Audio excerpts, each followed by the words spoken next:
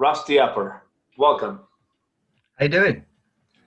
Doing great, and it's so nice that we finally met, and it's nice to see Yeah, you in kind of like in person in a virtual way. yeah. Well, this is what we've got to deal with these days, isn't it? You just got to, this is as good as it gets for now. But no, thanks for having me. It's really nice. It's really Yes. cool.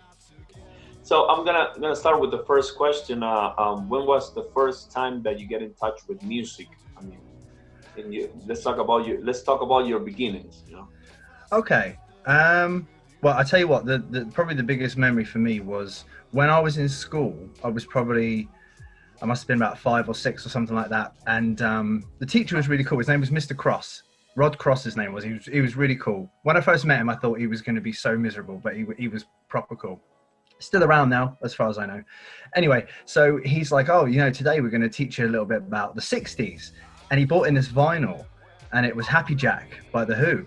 Wow. Uh, and it was just like a little 45, and he put it on.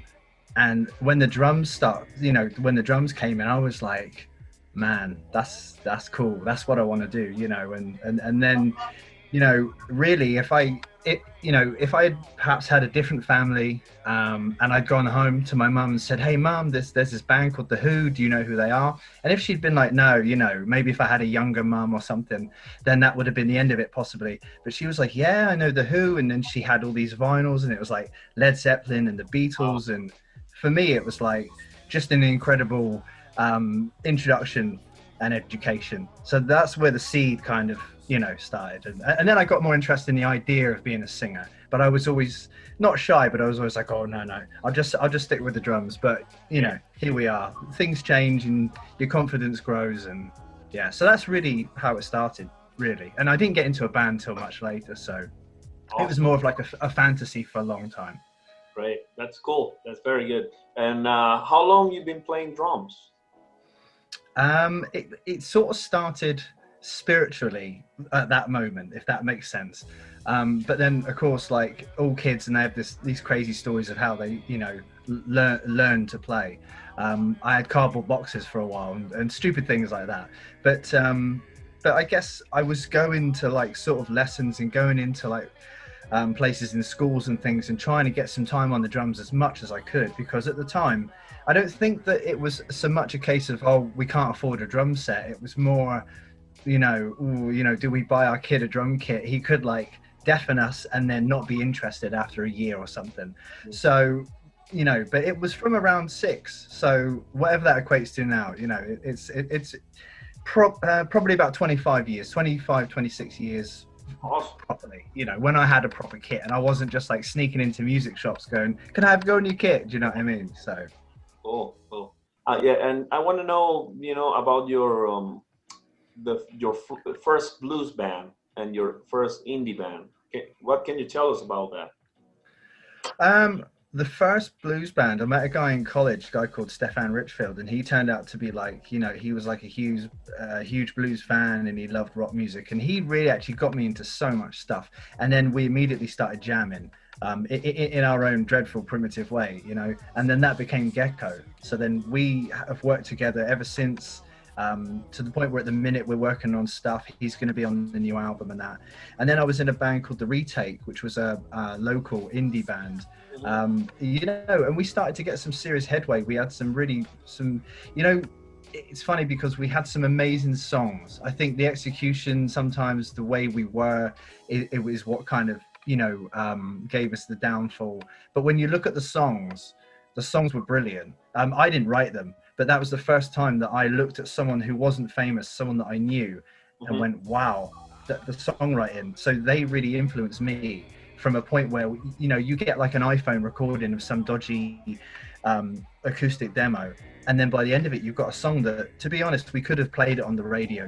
It was really nice stuff. But I think it was a product of its time. Indie was so in, Britpop was really in, and it was just the right place at the right time. And really, I think if we had persevered for a lot longer, we would have gone a lot further. But you know, some people have a fear of success, and I think sometimes we had a few big offers come in, and I think some of the other band members were maybe a bit intimidated by it, and they sort of shied away, and I think that's what led to the downfall. But it was great times, you know, it's all learning, and you know, it's all different material and strengthening different muscles, you know, and so that really got me started into songwriting, really. So I always have something to thank from everything I've done. I always pull something, you know.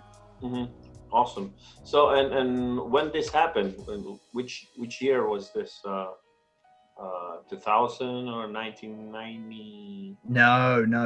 It was, I met Stefan in 2003, and then we put the band together properly and played our first show, which was officially my first ever proper gig, was in 2008. And then the retake, the indie band, was the same time. Okay. And it all kind of fizzled out around 2011. It all kind of came and went at the same time. It was just, you know, that era, that time was just full of bands, and it was a real discovery. Mm-hmm. And when did you open for Paul McCartney's song? You know, that was with the retake, and that was at a venue in my hometown called the Joiners, which is quite a famous venue. It's only a small venue, and it's not like the Cavern or the 100 Club, but it's got its own amazing history, and like you can read a book about it and things like that, and stuff like before the what was it called, the Isle of Wight festival, Jimi Hendrix and the Who jammed in there under the stage and things like that, so it's got a lot of energy to it. But that was a really great gig. That was 2010. Right.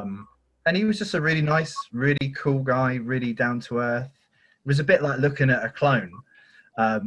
But you know, he was really cool. And one of my favorite Paul McCartney albums is Flaming Pie, and he played quite a lot on that. So we talked a bit about that, and yeah, it was like a dream come true. It was like, I can't believe this is happening. You know, it's any little crumb of Beatle DNA you can get. If you're a Beatles fan, you'll take anything. Do you know what I mean? Like George Harrison's half cousin, yeah, that'll be fine, you know. But awesome. We just enjoyed it. It was great. It was really good. He was an interesting guy, but he was very nice, and he played a great set.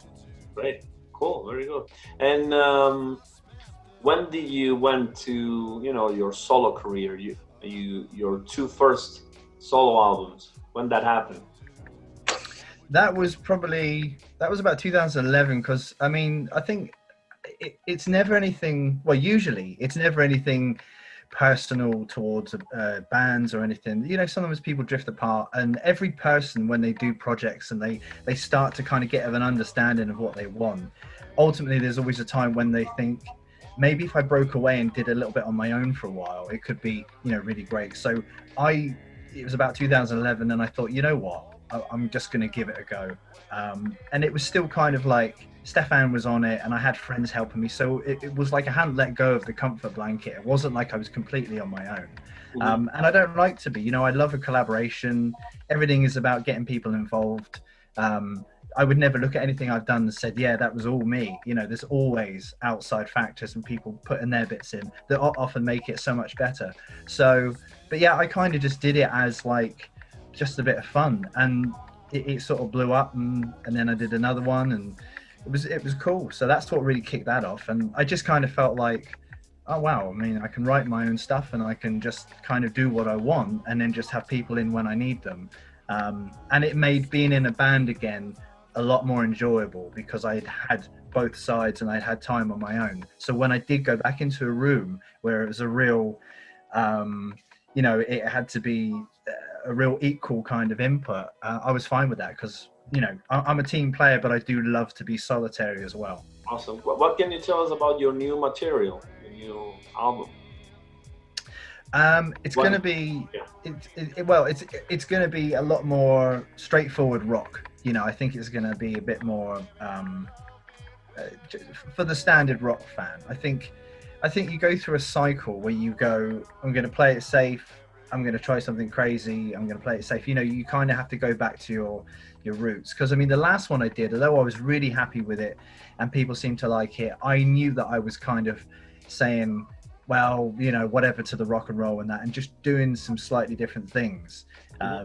You know, and I think some people dug it, and some people who had followed my music for years kind of maybe felt a little bit like, I just got some comments sometimes like I just couldn't get into it, and I don't mind criticism at all. You know, I love to hear the truth. It's very important as a performer and a writer to, you know, for people to level with you, because the last thing is you want is when people go, oh yeah, that's great, man, oh I love that. And you know, so it was interesting getting the different opinions about some people like, oh yeah, I really loved how you did, you know, a reggae track or something different. But then some of the other more rock fans are a bit like, oh, I couldn't really get into it. So I think this time I really want to do something that's just, it's just going to be fun, really. It's going to be, most of the tracks are upbeat, up tempo. There's going to be rip roaring guitar solos, and there's harmonica, and you know, hopefully the drums will be nice. This is one of the first solo albums I've done in years where I'm playing all the drums on it. Usually I don't, you know, it doesn't normally happen. So yeah, I just think it's going to be a fun album. I hope it's just going to be a strong album, you know. Awesome. Let's go back to drums. You know, sure. I know that you were part of the Who tribute band. Oh yeah. You were playing drums there. What can you tell us about that experience? What was the name of the band and what you did there? The Who tribute was called Who's Next, and all I can say, it was incredible. It was incredible because at the time, this was kind of in the middle of the solo stuff. This was before I'd done 2 solo albums, and I kind of not had enough of drumming, but I was taking a break, and I said to myself, I'm not going to join another band anytime soon as a drummer, as a permanent drummer, unless there's either like a really sweet deal money wise, sorry, that's just the way it goes, you know, or if it's a signed band or there's something really happening, or if it's a Who tribute, because the Who tribute was always like just one of those bucket list things, you know, because I love that style so much. And it came up and I auditioned and they gave me the job after like 1 song, and that was it. And it was like 2 and a bit crazy years of touring and playing all over the place, and you know, hanging out with, you know, alumni and playing with all sorts of different people. It was really, really, really amazing, and it gave me experiences that I never thought I was going to get. There were levels where I was like, you know, this is really special, and memories, you know, that you can't really replicate. But I learned a lot as well. I really learned a lot from it, which is the drumming of Keith Moon is very complex, you know. Yeah, it's like all over, you know. It really is. Yeah, it's pretty crazy. I always said it's liberating to play like that, because if you play like Keith Moon in any other band, someone will turn around and go, "What the hell do you think you're doing?" You know, you can't play like that because there is no order. Yeah. But for some reason in the Who, it becomes order, and I can't explain it. You know, it was just one of those things. But what I can tell you, the only thing I will say is, when they asked me to join, I never learned any of the songs. I was that much of a fan. I knew all of the Keith Moon drum bits note for note. And that's not like a brag. It's just that I was so obsessed. Like, you can't imagine how many times I listened to Live at Leeds or Quadrophenia. Mm-hmm. It was like, I was just so zoned in. So when we did the rehearsals, it came together really quickly. And they said, you know, I bet you were terrified learning all those songs. And I was like, I just felt them. I just knew them already. And that's rare when that happens. And it's not about being a better drummer or being clever. It's just sometimes certain songs and music resonate with you so much that you're like, I got this, you know, I can do it, you know, so. What can you tell us about your project, Famous Monsters, Mr. Tribute Band? Sure. It was kind of like, I came out of the Who tribute and I had a bit of time. I went back to doing some more solo stuff. I did a solo tour, and I've always loved the Misfits. I'm not the biggest punk fan, you know, outright punk, but there are certain bands that I really love. And the Misfits, I mean, I'm a huge horror film fan, so I love all the makeup and all that. And I thought to myself, man, you know, I would love to do that. And I just thought, you know, I'm just going to do it. So I got some musicians together, and I just found out that it was like a real gap in the market. Like there isn't really a lot of that here in this country. In America, they're a massive band. Yeah. Over here, they're still big enough to fill like one stadium maybe once a year, but there's still a lot of fans. And sometimes you find with these more like what we call like niche kind of things, yeah, the venues might not be as jam packed with people who know what's going on, but the fans who are there are so loyal. They're so into it. And it's just a different vibe, you know, because there's a lot of audience participation. People love to get in your face, and you know, the gigs are very sweaty, and it's you know, and there's sound effects and like horror movies going off, and there's skulls everywhere, and it's just great fun. What can I say? It's like my idea of heaven, you know. So you know, I had a really great time with it, and the band came together so nicely, and we did some amazing gigs, and it was just a shame that the old COVID-19 kicked in. Hopefully we'll pick it back up when you know, when we're healed, you know. So let's talk about your movies, you know. Sure. How do you start, you know, your love for movies, you know, making movies and filming and directing and acting?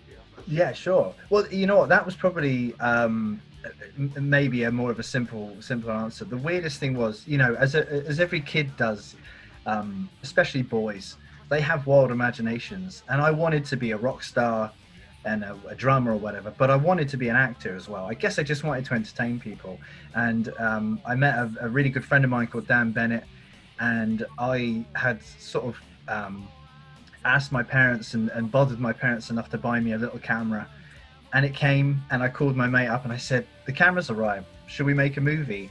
And that's kind of where it started. And it's like, if you want to be... When this happened, which year? Oh my Lord. When did you get your first camera? Oh man, it would have been about 2000, something like that. Cool. Yeah. A long time ago. Mm-hmm. Yeah. Oh man, you're telling me. But and it just grew from there. And then I went to college and studied film in college.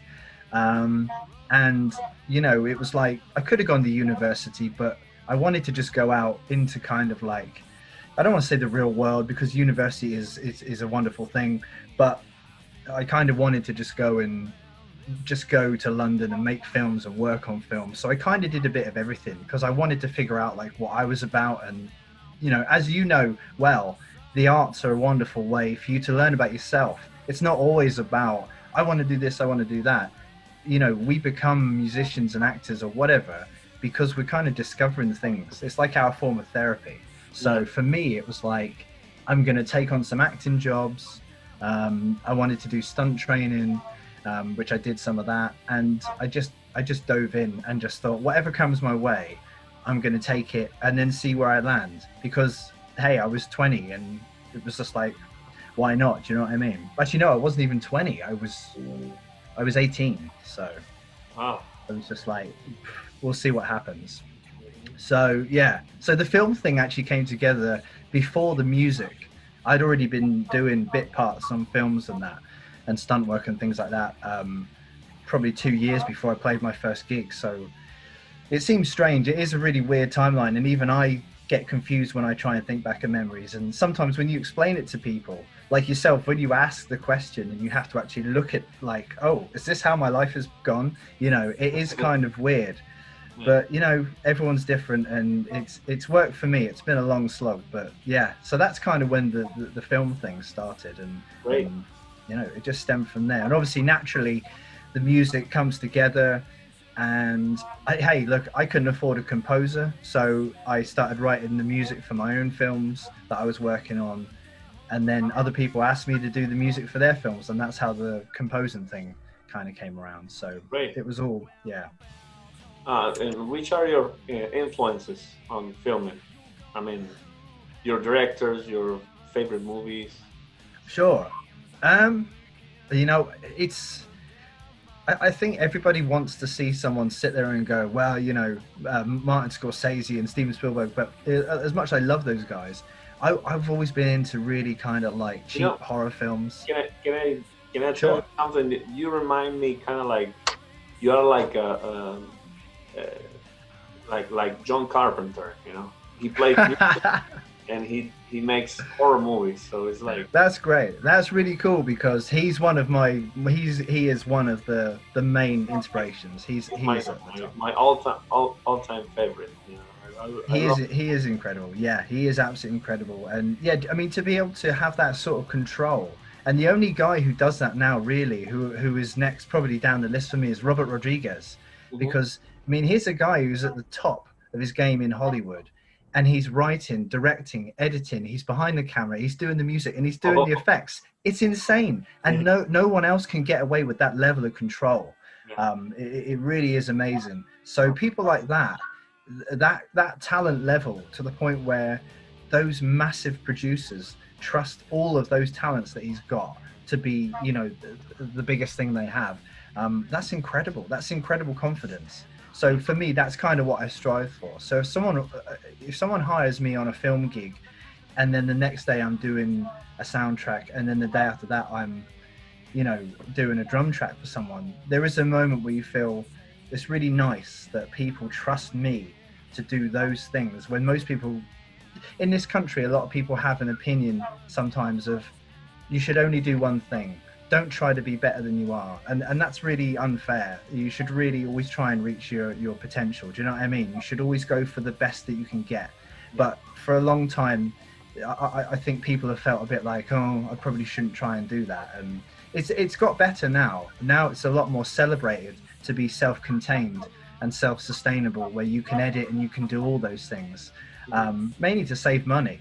But even, you know, as much as 5-10 years ago, people really, they were down on you. They kind of looked at you like, you can't be a director and a drummer, and, you know, and it's just like, well, I can do whatever I want. You know what I mean? So there you go. So there's a lot of people that don't know about the film and industry and movies. Sure. How do you start a project? From scratch? How do you make a movie? I mean, yourself. How Sure. You do that? Sure. Well, I mean, you know, from day one, it's always comes from a story, I think. I mean, I've worked, you know, so many years to obtain my own equipment, so I don't have to hire anything. I don't have to look, you know, to anyone else to get a camera or stuff like that. So when you get to that point where you've really just kind of built your own kind of studio, it really comes with the story, and to be honest with you, the want to do it, because filming a movie is such a draining experience. It's not like doing an album. I think a lot of people assume it could be different, it could be similar rather, but it's not like being in a band, because when you do a band and you do the gig, you do one gig, and then the gratification is there instantly, and you know that night whether it went well or if it didn't go well, and then you can kind of save it again the next night. You go, that was terrible, we'll do it next week better. But with a film, you can't do that. You could spend maybe 2 years working on a film, and it could still not work out how you want, and in that time you've lost money and you've lost all sorts. I know it sounds terribly depressing. It's not. I love it to pieces, but it takes a lot of emotional energy. So I need to be in a headspace where I'm like, yes, I really want to do this, you know, and then a story will come, and then it'll be like second nature. It's like, okay, we're going to film this then and film that there. But stories and ideas come to you in so many different ways, you know, that sometimes they just pop in there, and you're like, I need to write that down, or I need to do something with that. So yeah, it is like when people say, you know, when you're sat on the toilet, an inspiration comes to your head. Life is like that, you know. But I can't stress enough about the want to do it, because I may have a story in my head, but I might be like, you know what, yeah, it's a great story, but right now I don't have the time. I'm just not feeling that huge commitment of like, okay, I'm going to open up my life for the next at least 12 months or whatever it may be. So I think the story is one thing, but you really need to be like, yes, I want to do it, you know, because it's such a big thing. You know, it's like training for a marathon. It's not something you go, oh, I might do that tomorrow, and then if I don't feel like it, we can ditch it. It's such a huge process, more so than making an album or being in a band and rehearsing for a tour. Even it's different, you know. It's a lot more personal in some ways. So in the list of your movies, you know, all the movies that you made, which one is your favorite movie, and which one is your least favorite? We have to mention the least favorite one. No, you know, it's always good to look at the one you hate because you know where you went wrong. You know, I mean, they're just like low budget horror, you know, fun movies really. But I did enjoy The Whistler. You know, I enjoyed doing The Whistler because And that's my favorite. My favorite. You like it? I'm so glad you like it. It was just, you know, it was fun, and it was born out of, like you said, how does a movie process start? That film was born out of another movie that we were doing, You know, where we would get. Can I tell you something? Yeah. Sorry. No, go for it. In the beginning of the movie, the Whistler, you know, Yeah. I don't know who that voice is. The guy who's, you know, telling the story where the Whistler comes. Yes. Is your voice or someone else? Pablo, if I had a voice like that, I'd be a millionaire. No, it's an actor called Paul Kelleher. You can look him up on IMDb. American actor. He's from Boston, and he does a lot of voiceover work on adverts and trailers. And he's a wonderful actor, and I've worked with him since 2006. And he's one of my best friends. And he's worked with everyone. He's been in movies with Christopher Lee. He was in one of the Bourne Identity movies, and he's just But he's got his voice is like, you know, it's so low, and it's just amazing. Really amazing. Yeah. And it reminds me kind of like the beginning of the story of the, you know, and I don't know if you never watched the movie 1980 movie The Fog from John Carpenter. John Carpenter, yes. Yes, sir. Yeah. This old guy telling the story where No, totally. Yeah, no, that's always in there, you know. But that's like a horror movie staple. There's always got to be an old guy telling a story, you know. And I think the thing is, everyone can relate to that because, you know, you look at someone like, you know, hypothetically, your uncle or your granddad or an old wise man. There's just something sort of creepy but comforting about an old guy telling you a story about what happened there and why you shouldn't go in there and what will happen to you if you do go there, you know. So it was just fun, campy Halloween horror cheese, you know. But I'm glad you dig it because we had so much fun making it. So when I watch it now, and I do watch it now and again, I'm just like, oh, that was great. So we might do a sequel one day. Well, that would be great. So that's your favorite movie? Yeah, I think so. What I really would love going forward, if I can make a movie like that, but just make it better, because, you know, we had a cheaper camera back then, and, you know, the effects weren't amazing. But if we can have a movie going forward that has the heart of that film and it's fun like that film, but with more modern technology. I mean, because this was 2010, which doesn't seem like a long time ago, but just to put into perspective, the camera that we used to shoot The Whistler was actually the world's first consumer grade HD camera. So technology has moved along so far since then. And now any tech heads out there, I'm using a GH5, and the quality is just mind blowing. It's so, you know, the next film that I'm working on will be, if you like The Whistler, you'll like this one, definitely. Cool. Can you tell us some advanced things from this new movie? Sure, yeah. It's going to be called, well, I mean, the working title, but I think it will stay. It's going to be called Artifacts of Fear.